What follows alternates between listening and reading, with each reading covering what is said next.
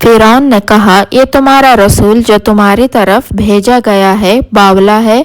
मूसा ने कहा, वो मशरिक और मगरिब और जो कुछ इन दोनों में है सब का रब है, अगर तुम अक्ल रखते हो। फिरौन ने कहा, अगर तुमने मेरे सिवा किसी और को माबूद बनाया तो मैं तुमको कैद कर दूंगा। मूसा ने कहा, कहाँ मैं तुम्हारे पास रोशन चीज़ यानी मौजिज़े लाऊं?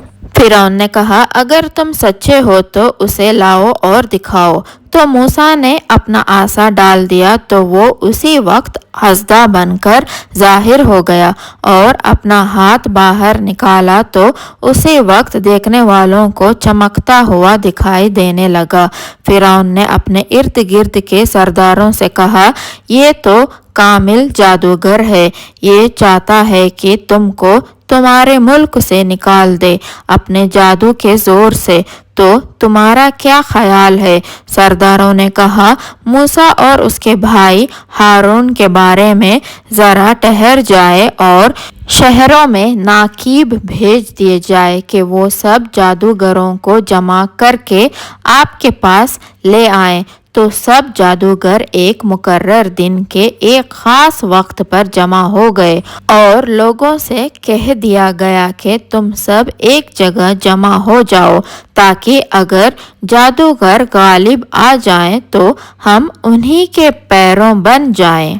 ऐलान हो गया। फिर जब फिरौन के जादूगर सब आ गए तो उन्होंने फिरौन से कहा कि अगर हम गालिब रहे तो हमें सिला भी अता होगा। फिरौन ने कहा, हाँ, और तुम हमारे मुकर्रबीन में दाखिल हो जाओगे। मूसा ने उनसे कहा, डालो जो चीज़ तुम डालना चाहते हो।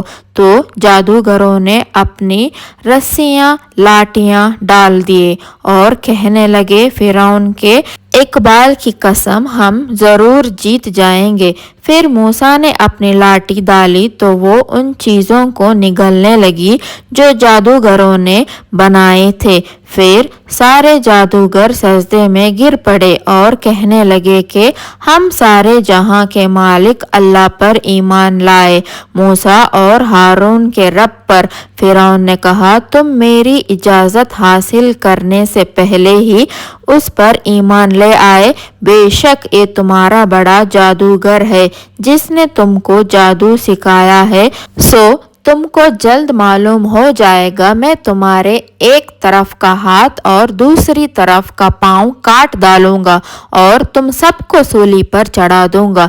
उन्होंने कहा कि हमारा कोई नुकसान नहीं होगा, हम अपने रब के पास पहुंच जाएंगे।